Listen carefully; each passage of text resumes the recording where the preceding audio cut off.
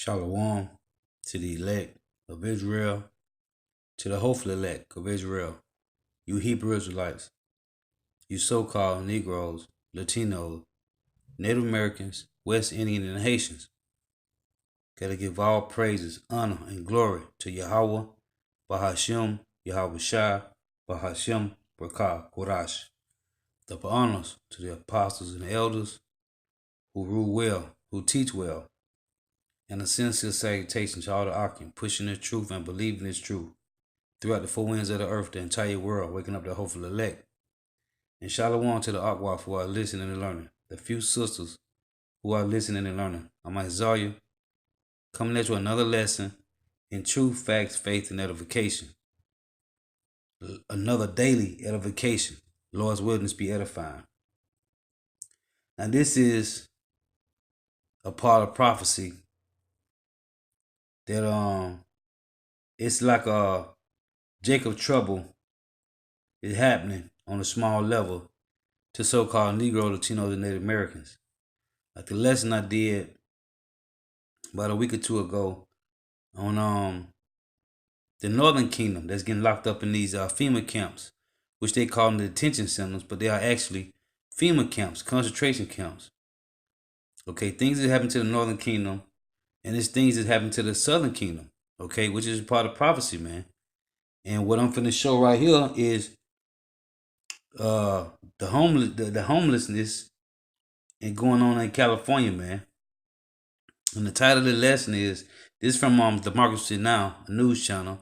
State of emergency special report on California's criminalization of growing homeless encampments. So Lord's willing to be edifying, cause this is a part of prophecy, man. And things that happen to the Northern Kingdom and the Southern Kingdom, man. Why?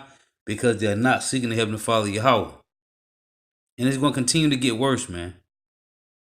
This is Democracy Now! I'm Amy Goodman. We turn now to the crisis of homelessness in the United States, which is on the rise in many major cities. California has become the poster child for this economic and humanitarian disaster, with growing encampments in Los Angeles and the Bay Area as more people are forced into the streets. The state is home to 12% of the U.S. population, but half the country's unsheltered people.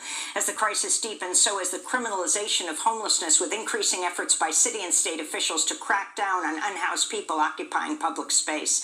President Donald Trump made headlines this month for attacking California's politicians over the homelessness crisis, threatening to destroy encampments, increase police enforcement, even jail homeless people. But advocates say California is already doing that, criminalizing homelessness, from laws against unsheltered people sitting on sidewalks to frequent sweeps of the encampments that have popped up on thoroughfares and under freeways across the state cities. One of these crackdowns is currently unfolding at a massive Oakland encampment that Democracy Now! Visited just a few weeks ago. Just outside a Home Depot in East Oakland, between busy streets and in sight of the freeway, some 100 unhoused people have been living for months, sometimes years. The people living in this encampment make their shelter in cars, tents, makeshift structures, and tiny houses. It's one of the largest and most visible encampments of at least 90 in Oakland. But Tuesday, city workers descended on the sprawling encampment, cleared part of the site. Unhoused people were forced to leave the area for the sweep, which took 2 days. The other part of the encampment is expected to be cleared next week. The city of Oakland has vowed to permanently close the encampment by the new year, but the people living there say the city has not offered them viable housing alternatives. Homelessness in Oakland has grown by nearly 50% in the past 2 years. Well, Democracy Now! Visited the East Oakland encampment earlier this month to speak to people that live there and their advocates about the housing crisis in the Bay Area. We began with Candace Elder, founder of the community and organizing advocacy group, the East Oakland Collective. We are in a huge lot that is privately owned that unhoused residents have moved onto, and there are RVs, trailers, there are cars, there are people living in their vans, and then there's some self-built structures.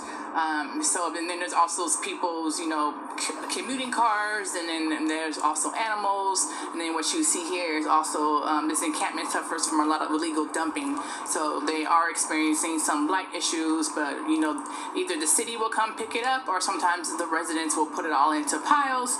And then you see people here, they're cooking, they're burning their trash. So even though it's early in the morning, there's a lot of activity going on. Talk about who lives here. So it's a very multiracial encampment. A lot of African American residents. We have some single mothers here. We have senior citizens.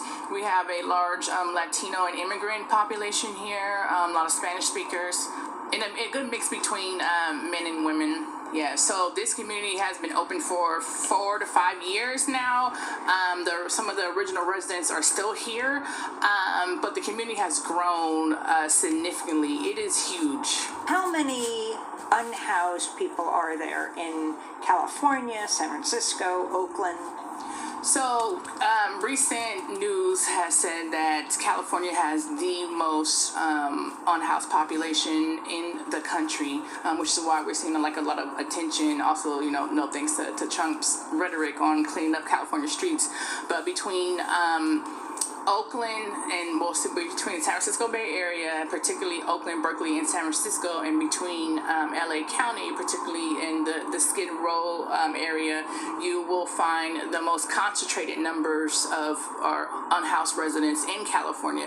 The Bay Area is experiencing a huge boom, so much to the point where we're probably about neck and neck with LA County.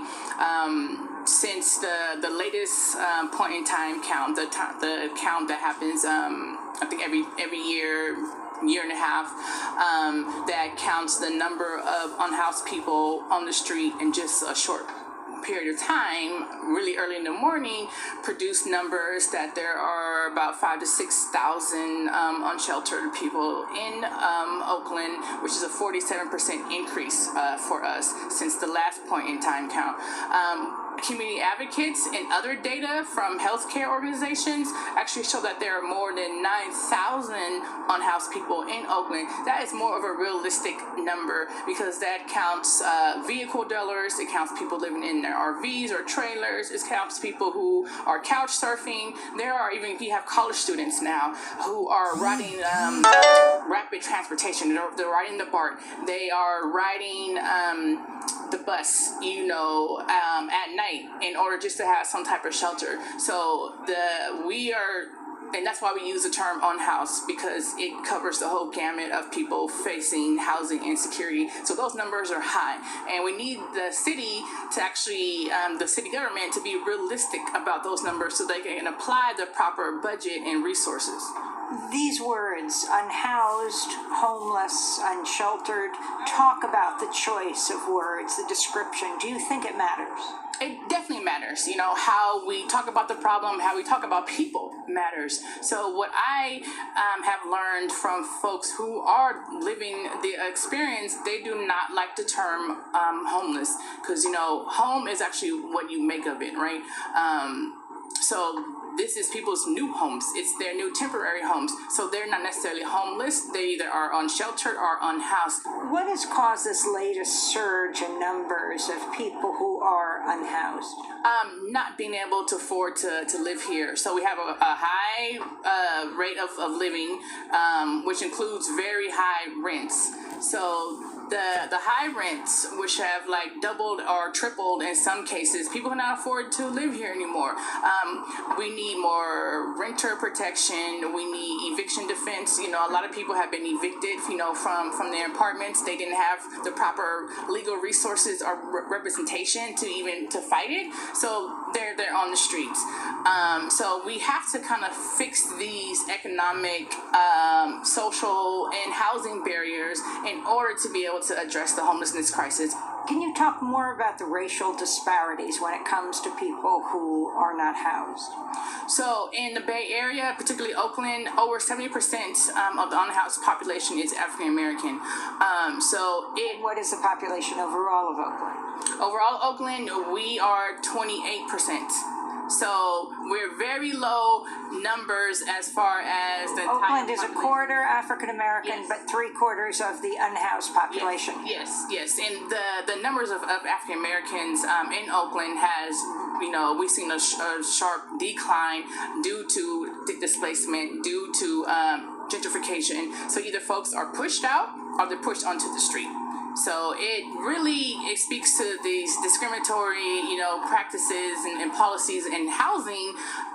Like, Such as renter protection, such as a decades-old history of redlining, black folks not being able to get, housing loans, being pushed out from certain neighborhoods, and this influx, of the And they also did that, like in the past years, redlining, man. It said billions were stolen from black families through predatory lending, man. Okay? Redlining, man. Gentrification, moving Jake out, man. Okay? Taking their houses, man. Okay, and you people, man. Okay, you trust in this system. You trust in Egypt, man. Babylon the Great. And the Lord said you're gonna be destroyed for that. This is Isaiah chapter 30, verse 1. Woe to the rebellious children, saith the Lord Yahweh, that take counsel, but not of me, and that cover with a covering, but not of my spirit, that they may add sin to sin, that walk to go down into Egypt, and have not asked at my mouth to strengthen themselves in the strength of Pharaoh, and to trust in the shadow of Egypt. Therefore shall the strength of Pharaoh be your shame, and the trust in the shadow of Egypt your confusion. Okay? So you people trust in Egypt, man. Trust in Babylon the Great, right? And it's going to be your shame. It's going to be your confusion, man. And that's what's going on, man. Okay? And it's going to get worse, man. Hey, this is the beginning of sorrows. It's going to get worse, man. For you Jakes. Okay, you so-called Negro, Latino, Native Americans, man. It's only going to get worse. STEM, and these really high wage jobs, but not enough, lower wage jobs. And also, No, because when they raise up job wages, man, the cost of living go up every day, man. Okay? And it's not balancing out for what you making on these jobs, man. Hey, if you don't have the covering of Yahweh Yahweh Shah, you're gonna catch pure hell out here, man. not you say influx of STEM, you mean science, technology. Yes. So we're seeing these influx of tech jobs and influx of people to those jobs, but it's pushing out the most vulnerable and lower class residents, which is the African American population here in Oakland. Your name? Marquez Spikes. So do you live here at the encampment? Yes. You built this house, or someone did for you? Actually, this house was donated to me from the Oakland School of Arts. Has it made a difference? Yes, it has. It's actually a real house that was actually formed by some kids. They actually put it together. They brought it out, put it back up. So it made a big difference. And how many people live inside? Me and my daughter. You talked about having animals so you could be safe. What do you face in terms of safety?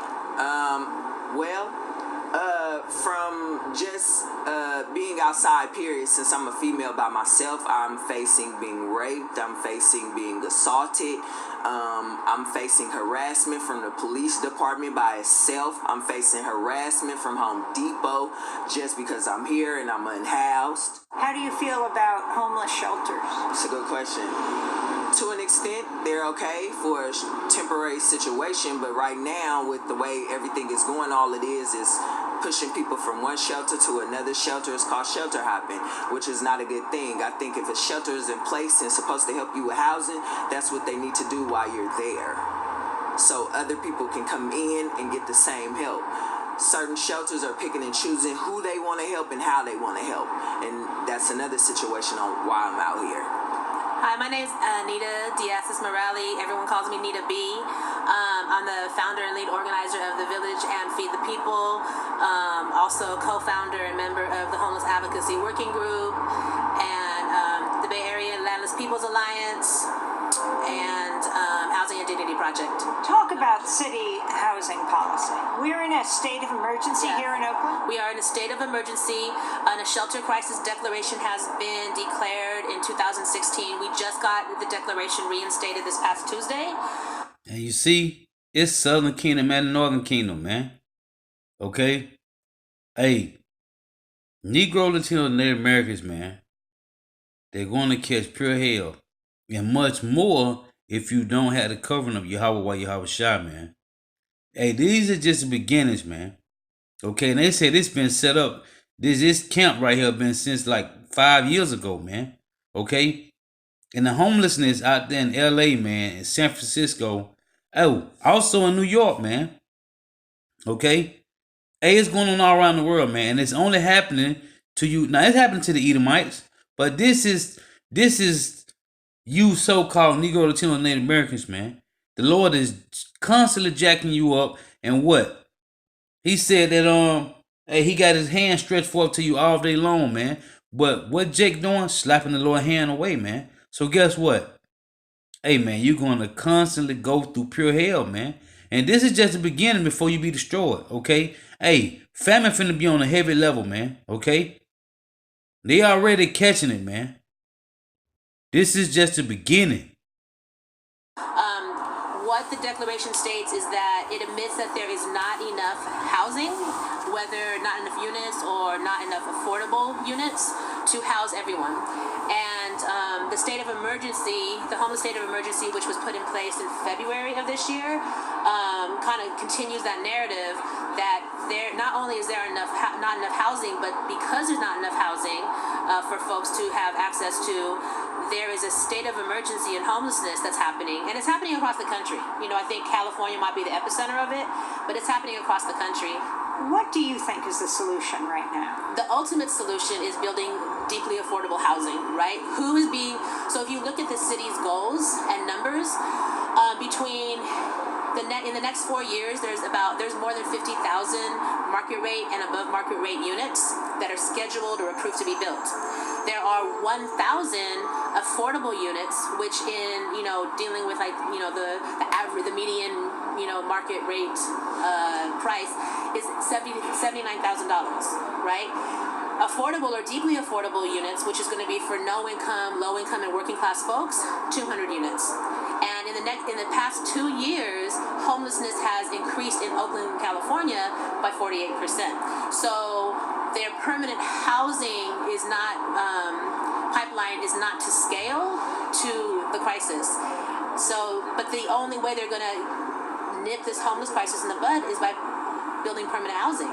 That's the first thing. And then the second thing is to stop trying to control the crisis so much, release some public lands where people can be and provide them with basic sanitation services, water, sanitation, porta potties, and then depending on the needs of each encampment is totally different. Like, how many encampments would you have? You see, that's Jake asking Esau for help, man.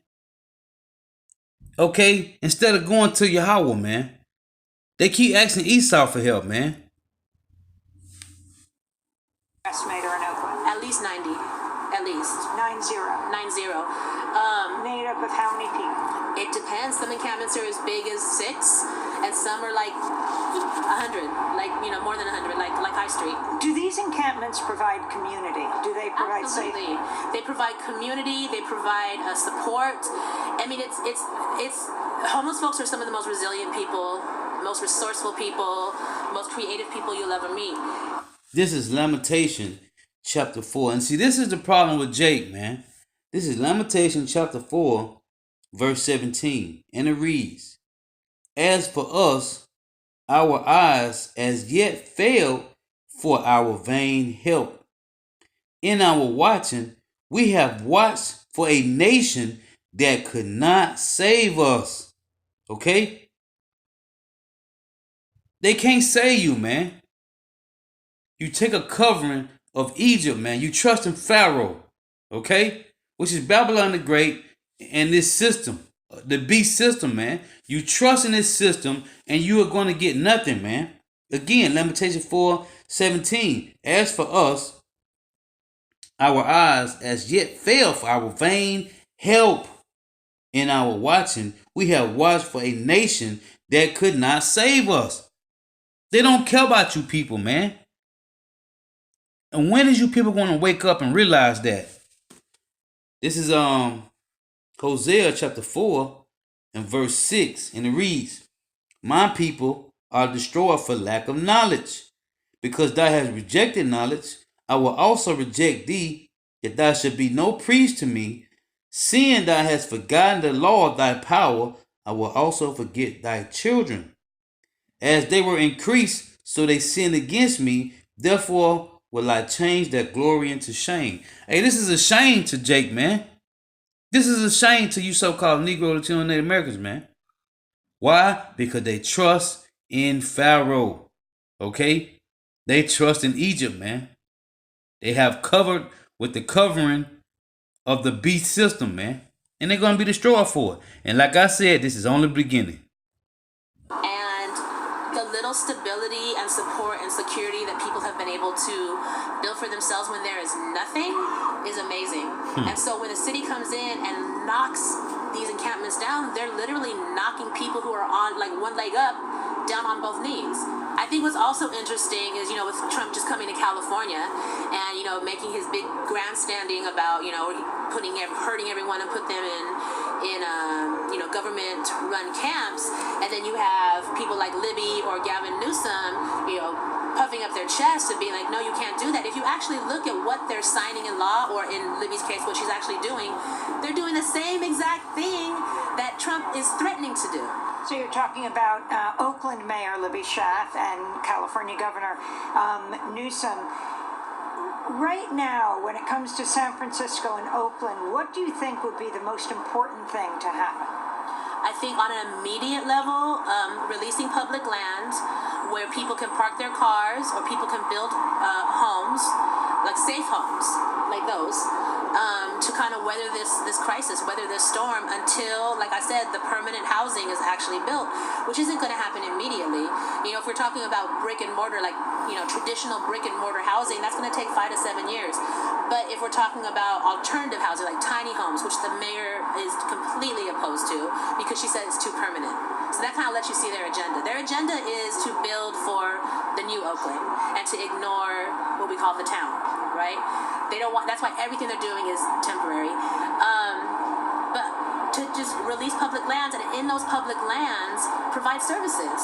If this, this is a disaster. And if it was a fire, if it was an earthquake, the response would be so quick.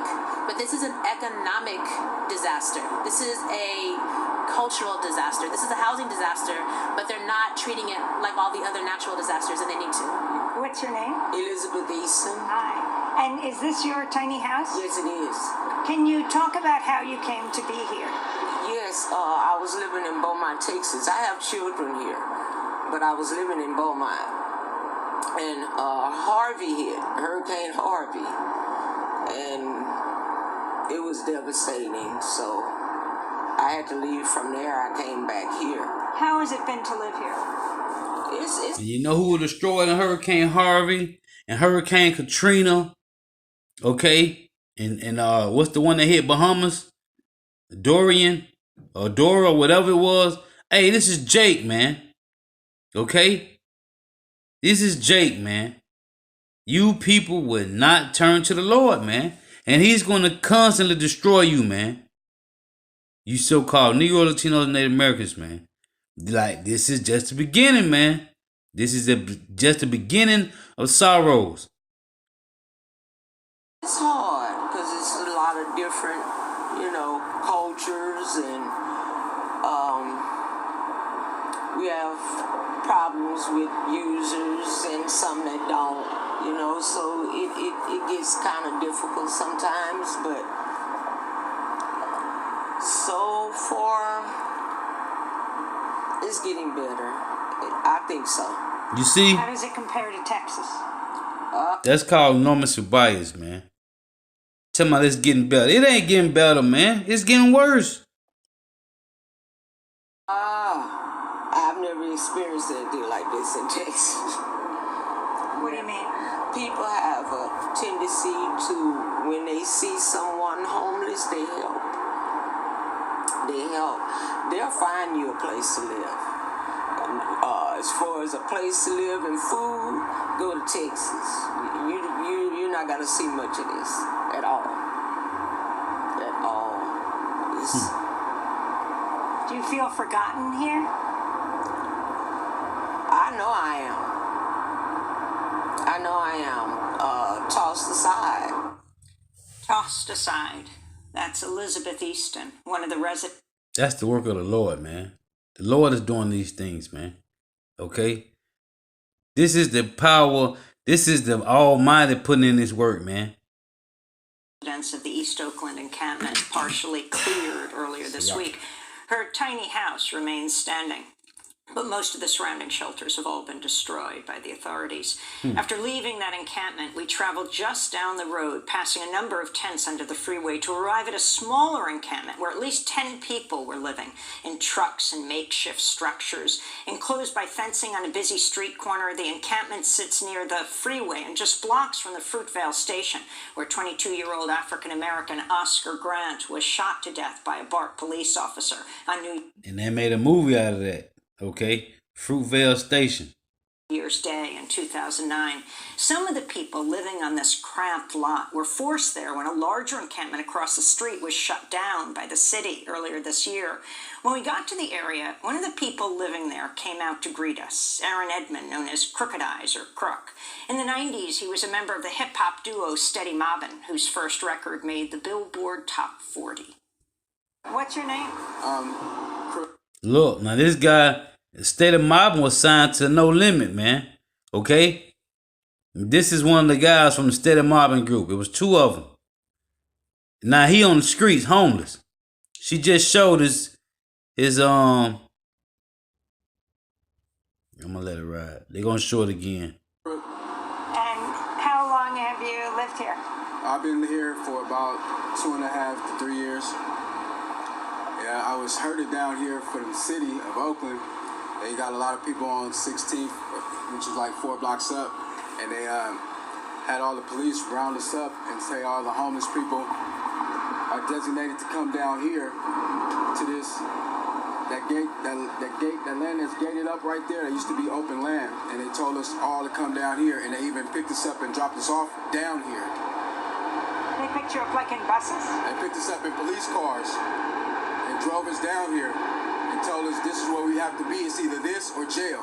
And then you came down here, and then what happened? We came down here, then they wanted to take the land back. As a city, they it seemed like they don't care. All they want to do is acquire land to build property for the rich to make more money off of, and the poor is just being decimated. They don't supposed to care about you, man. Okay? They don't supposed to care about you, man. And that's Jake. Jake feel like the enemy's supposed to care about them, man. They don't care about you people, man.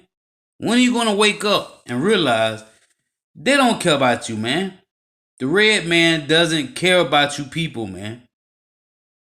And Jake complaining like they supposed to be cared about. No, that's your enemy, man. At every turn. We're just going to move inside this encampment because And that's a rapper, man. This man, him and the other dude, they was signed to No Limit, man. Steady Mobbin' was the name of the group. Noise and the fumes from the truck, from the street, it's a little overpowering. If you were to apply for a job, you need to be able to give an address. What would you do based on you living here? I would give the gas station's address, or an address that's close to me, that's right here, or something like that. That's all I could do. I mean, I have no home, no way to, or. So how long have you been without a home? For about 5 years. And how does it make you feel? What does it do to you? It makes you almost feel unhuman. And I mean, because society stereotypes a homeless person as a person that's on drugs, a person that's don't want to do nothing, a person that's just giving up on life, they just want to go sit by the wayside and do drugs and just give up on life. That's not true. A lot of us was here, like, I received Social Security, you know, for my mental health state, but... You're on SSI. Yeah, I'm on SSI, but when they raised the rent, and I only get $850, and now where I was paying $450 is raised up to $900, and I only get $850. I mean, where's the room for groceries, PG&E, light and gas, water? I mean, it leaves no room for nothing. So when that happens, you have two choices: either you're gonna go commit crime and try to stay up in there, or you coming out here. How has being without a house changed you? It has humbled me. It has made me very grateful for when I did have a home. And for all those that do have a home, you know, that you really have something special. I mean, because when at nighttime, when it gets cold, you have adequate shelter. You don't feel the wind. I feel the wind. Hey, he told me it has humbled him. Hey, he should be humbled off the rip, man. Okay? Hey, the Lord requires you to be humble, man. You can't be prideful out here in this world, man. The Lord will sit you on your ass, man, real quick. I feel all the elements. You know, I have next to no shelter, and it's like, I really feel humbling. It's a humbling experience. Where do you live here? Right now, I live in the back truck that's right behind this structure right here. It used to be a U-Haul truck, and I made it into a little room and shelter, you know, to keep me from the elements and, you know, to try to keep warm and dry at times. Can you show it to us? Oh, yeah, sure. Where do you dream of living? A rapper, homeless, Dream man. of living anywhere that's a home, that's a house. And that if has you think it running can't, water, if you a think it faucet, can't happen to you, a bathtub. I would you really sadly love to take mistaken. a bath for a change. I mean, I would really like that. I mean, that would mean the world to me, just to take a bath or a hot shower. You know, normally like other people, anywhere. I mean, anywhere I would be given a chance to stay, I would treat it like a mansion. I mean, it would be like my everything. That was Aaron Edmond. He said he last took a bath maybe more than 7 months ago. He's known as Crooked Eye or Crook. In the 90s, he was a member of the hip-hop duo Steady Mobbin', whose first record made the Billboard Top 40. Now he is... There you go right there. Steady Mobbin', man. Okay? They were signed to No Limit, man. All right? Steady Mobbin', man. Did you see the brother on the right? Homeless, man. Yeah. You can see they medallions, man. No Limit, man. Okay? I was a No Limit fan, man, growing up. Yeah. And they had some decent music, man. You think this a game, man? The Lord ain't playing no games, man. homeless in Oakland. And that does it for our broadcast. Democracy Now! Is currently... You got one more right here, man. I'm finna get these precepts.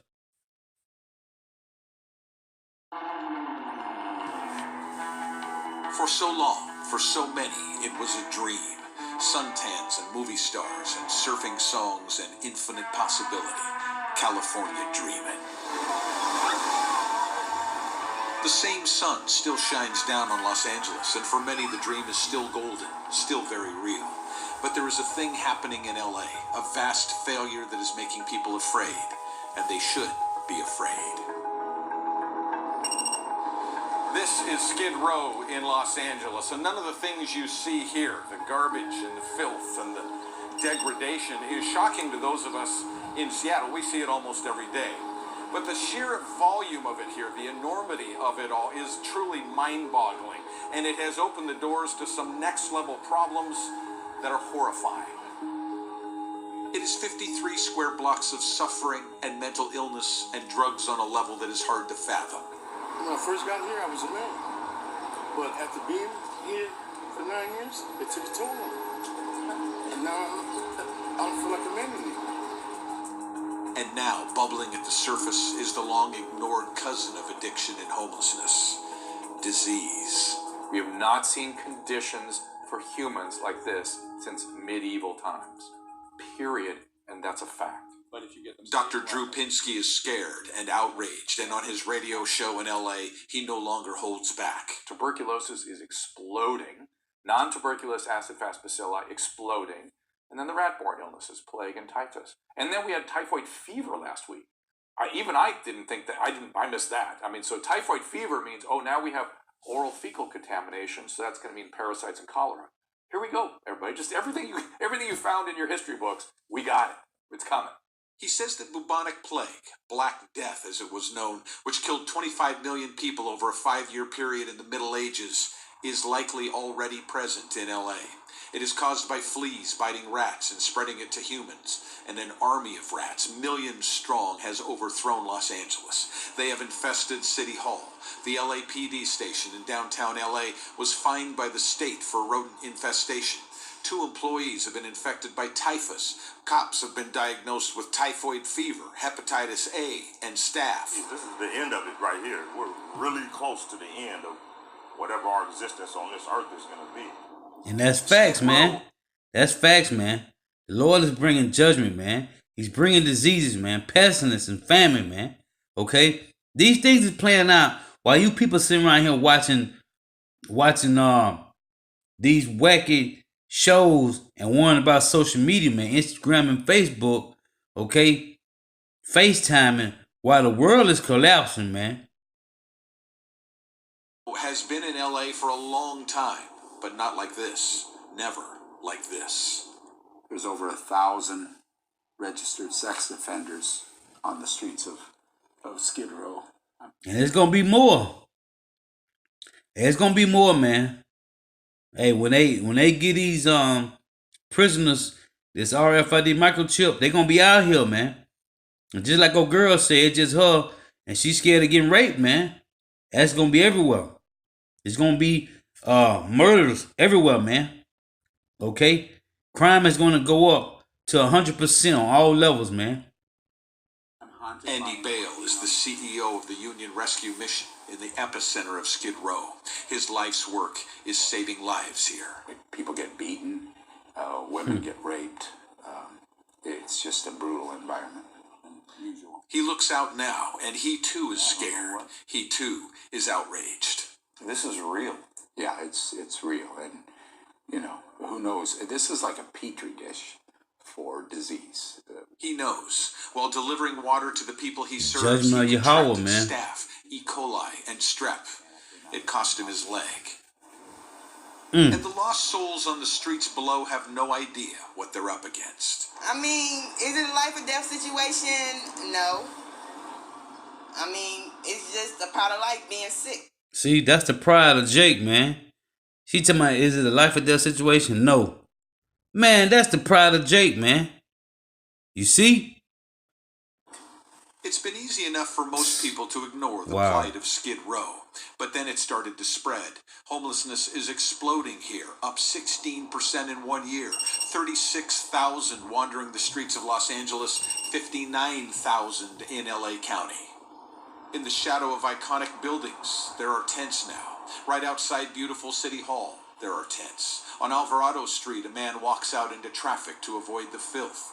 At Venice Beach, called the New Skid Row by some, tents and the things that come with them are on full display. Jill Stewart is the head of the Coalition to Preserve Wow. LA. And there's a lot of butt covering going on. Oh, we did a great job last week. Oh, fantastic press conference. And I'm at the point where if the city council and the mayor don't do something innovative and dramatic pretty soon, we're going to spend every single day putting out press releases about how incompetent they are. The camps pop up only where they are allowed. Manhattan Beach, for instance, is pristine. Look at this. Under this overpass on the 405, on one side there is nothing. On the other side, a line of tents and garbage. That's because one side is in Culver City. Culver City doesn't allow them. The other side is in Los Angeles. Los Angeles does. The health risks are everywhere. Miranda, on the streets for 4 years now, knows. Particularly hepatitis A is very rampant out here. That's one of the big ones. But this scabies, this is a plethora of health risks and problems out here. Los Angeles spent $620 million to fight homelessness last year. The successes have been dwarfed by the failures. Many insist that City Hall has been paralyzed by indecision, all the while assuring the public that things are under control. If you live in Seattle, perhaps that sounds familiar. Behind the veneer of the gorgeous sunsets and the vast wealth of sunny Southern California, nobody talks about good vibrations anymore. They talk about disease and despair and how the dream went so very wrong. The worst man-made disaster in the United States, by far, it's 53 square blocks of abandoned people who've been really left to die. You don't really live on Skid Row.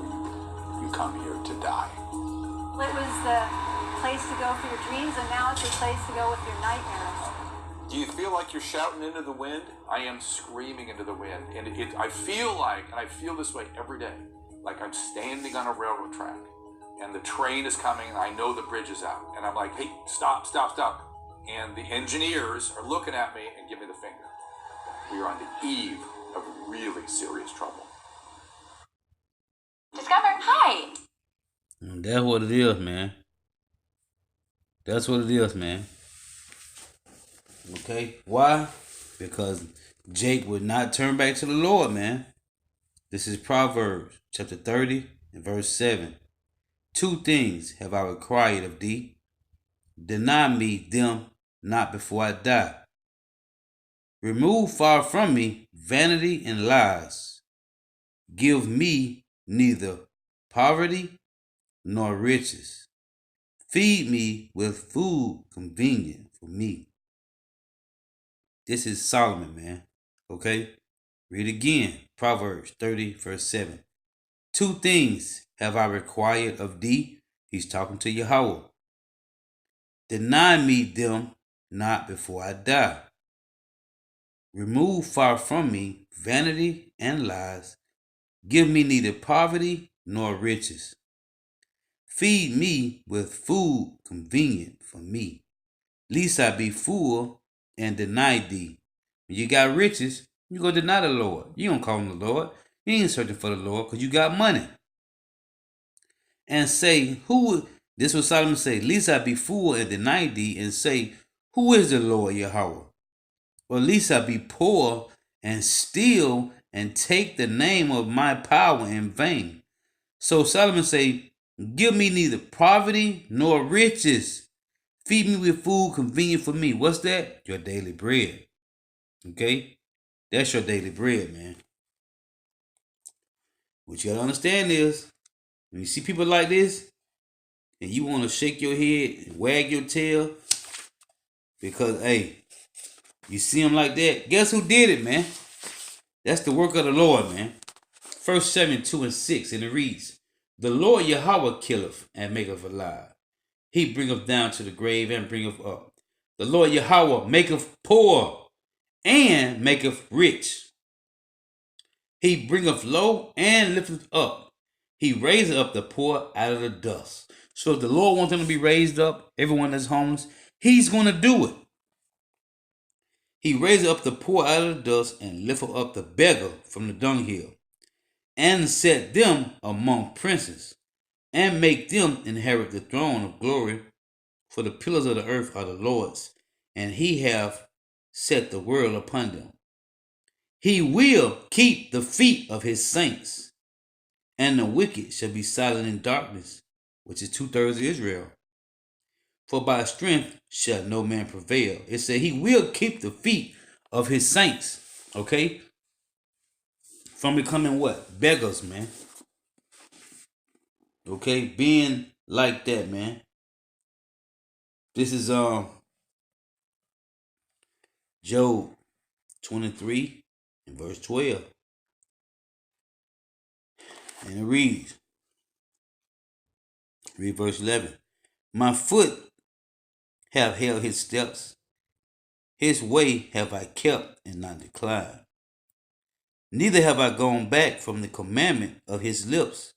I have esteemed the words of his mouth more than my necessary food. Okay, you think you're going to live out here in this world off money and food, man? You are a fool, man. Okay? You are a fool, man. This is what Yahushua said. This is Matthew chapter 4, verse 4. And it reads, but he answered and said, it is written. Anytime you hear it say it is written, mean it's in the Old Testament. It is written, man shall not live by bread alone, but by every word that proceedeth out of the mouth of power. So, these people's out here homeless, man. Why? Because they have a covering of Pharaoh in Egypt, not a covering of Yahweh. Because if they did, hey, I just read to you in 1 Samuel 2, man. He said he keep the feet. He will keep the feet of his saints, man. From what? From being homeless, man. From being that poor where you gotta beg, man. Okay, Solomon say, give me neither poverty nor riches, man, but food that's convenient for me, meaning your daily bread, man. What did Solomon pray for in 1 Kings 3? Wisdom not to understand it, man. Okay? And the Lord added to him everything else, man. These jakes out here, the reason they in the situation they in, because the Lord put them there, man. And you people got to understand, the Lord put them in that situation, man. They're there for a reason, man. Okay, that's why you're supposed to be humble. Like this guy from State of Marvin said, man, it has humbled me. Oh, so now you get to that point, now you humble? You should already been humble, man, before that point, man. Because the Lord can bring you low, man. When you think you something, you are nothing, man. Again, it's words of the Lord, Yahushua.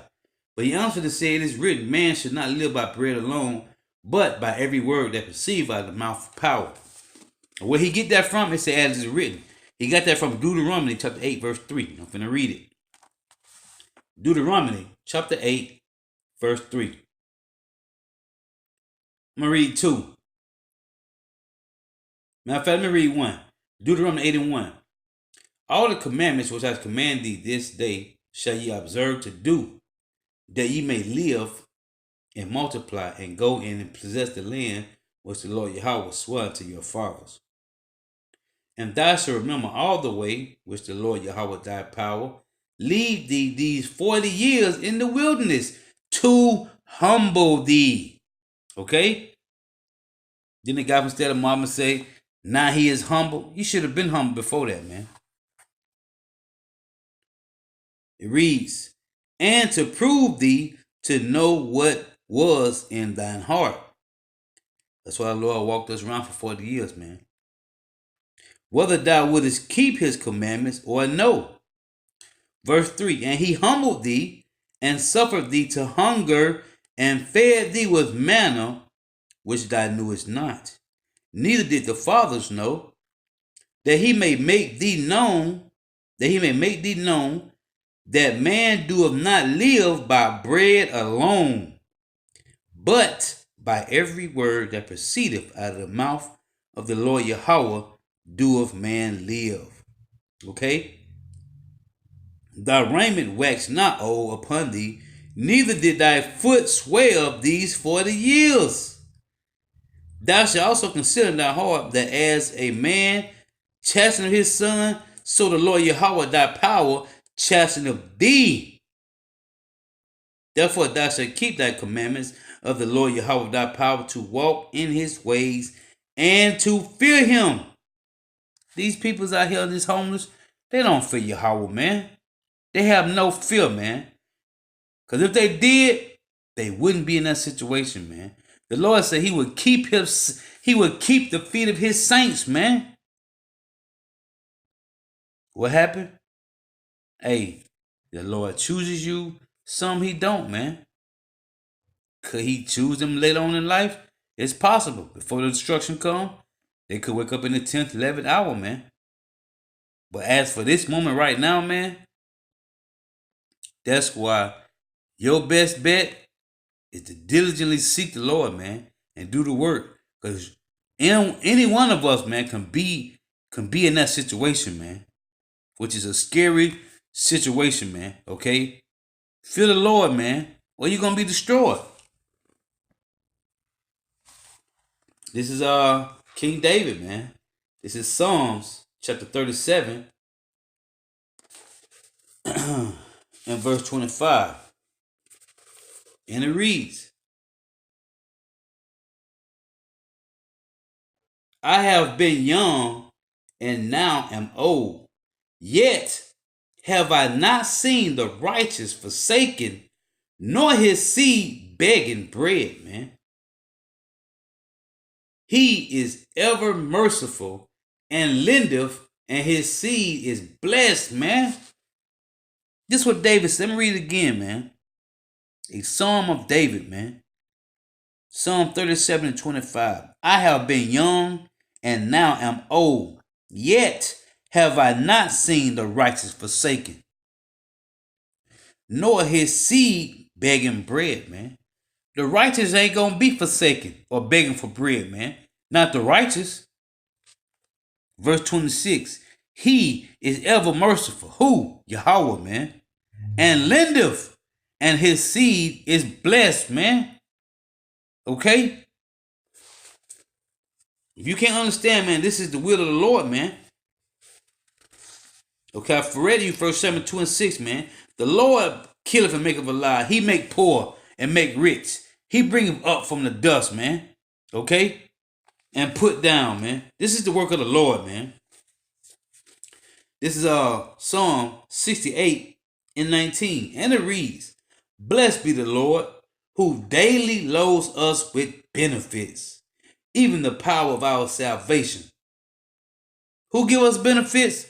Yahweh, man. Yahweh, why Yahweh Shai, man. If you got a covering of Egypt, of Pharaoh, you're going to be destroyed, man. And this is just your beginning. This is oh,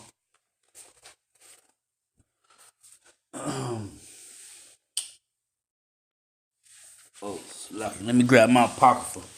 Sirach chapter 40.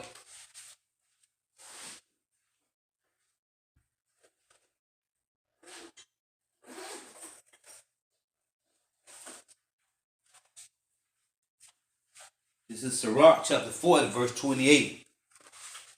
This is Ecclesiasticus chapter 40, verse 28.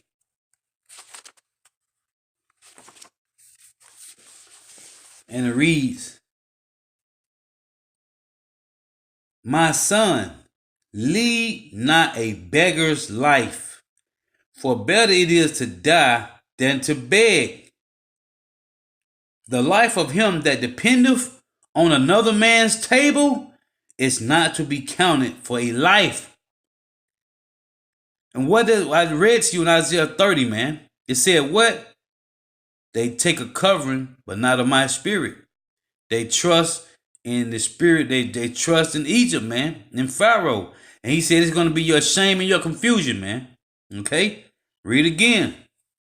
Sirach 40 and 28. My son, lead not a beggar's life, for better it is to die than to beg. The life of him that dependeth on another man's table, which you people, you 2/3, trusting in Egypt.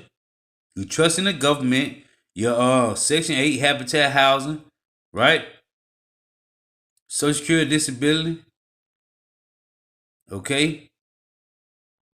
You trust in the government and their stamps, their welfare programs, man. It said the life of him that dependeth on another man's table, which is the Edomite's table, is not to be counted for a life, man. For he polluted himself with other men's meat. But a wise man, well nurtured, will beware thereof, man. Okay? These things you're supposed to be doing, man. You're trusting in Esau, Edom, man. Hey, the Lord gonna put you down, man. I'm looking for another one. You're supposed to be trusting in these devils, man. Because all you doing is putting your trust in Esau Edom. And that's why 2/3 of you Jakes gonna take that chip, man.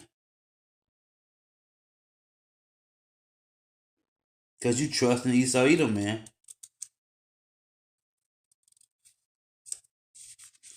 I'm looking for one more. Let me see.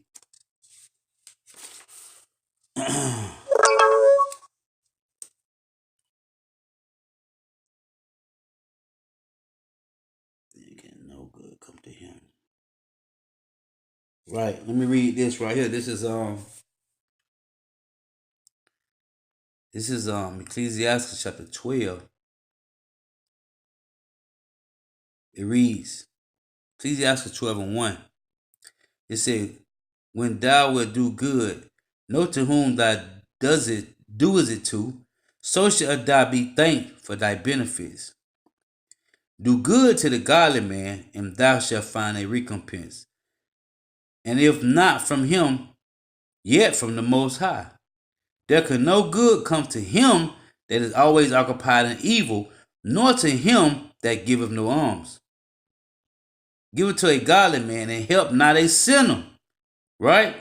So my point of this right here is say there can no good come to him that is always occupied in evil. And when you got 2/3 of Israel always occupied in wickedness, what good you think gonna come out of that, man? Okay? Them proudful, man. What the Lord say? He hate a proudful man that is poor, man. Okay? And then this Jake gonna say, the guy that was with Steady Marvin, he gonna say, he has been humble. So it took you to go through all that. Now you humble. But before that, obviously he wasn't humble, man. But that's the Spirit of the Lord, man. That's how the Lord work, man. Bring you low. Hey, he said, he that is a base, which is in Luke, he that is a base shall be brought low, man. Okay? He that is a base shall be brought low. And he that is low shall be abased, man. And that's the pride of Jake, man. Hey, so, Lord's willingness to edifying. Gotta give all praise and glory, all praises, honor, and glory to Yahweh, Bahashem Yahweh Shai, Bahashem Rakakwarash. Double honors to the apostles and elders of Great Millstone who rule well, who teach well. And the sincere salutation to all the doctrine, pushing this truth and believing this truth throughout the four winds of the earth, waking up the hopefully elect. And shalom to the Akwaf who are listening and learning, the few sisters who are listening and learning. Oh, this is Ecclesiastes chapter 5, verse 1, right? It reads, set not thy heart upon thy goods, and say not, I have enough for my life. Follow not thy own mind and thy strength to walk in the ways of thy heart. Because it's going to get you what, man? Nothing, man. Okay? It's going to get you nothing, man. You're going to be destroyed. The Lord say, live not a beggar's life, man. And man, listen. It was another precept I was looking for, but that I guess that's pretty much the point, man. The point been made. You see what's going on out there in California, man. Oh, here you go, right here. This is the one I was looking for. This is Ecclesiastes chapter 18. Ecclesiastes chapter 19. Right? It reads this. It say, a laboring man that is given to drunkenness shall not be rich. And he that contemneth small things shall fall by little and little. Wine and women will make men of understanding to fall away. And he that cleaveth to harlots will become imputed. This is Ecclesiastes 19, verse 3. It say, moths and worms shall have him to heritage. And a bold man shall be taken away. It says, he that is hasty to give credit is light-minded, and he that is sinneth shall offend against his own soul. Whosoever taketh pleasure in wickedness shall become condemned, but he that resists the pleasure crowneth his life. Let me read Ecclesiastes 18 in verse 32. It said, take no pleasure in much good cheer, neither be tied to the expense thereof. Verse 33. Be not made a beggar by banqueting upon borrowing, when thou hast nothing in thy purse, for thou shalt lie in wait for thy own life and be talked on. Listen, man. This is Ecclesiastes 18:21.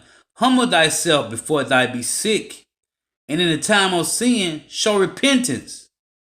But you got these people, the lady talking about, no, it ain't really bad. It's getting better. It ain't getting better, man. But that's the pride of Jake, man. You know? That's the pride of Jake, man. Hey, so Lord willing, edifying. Shalom.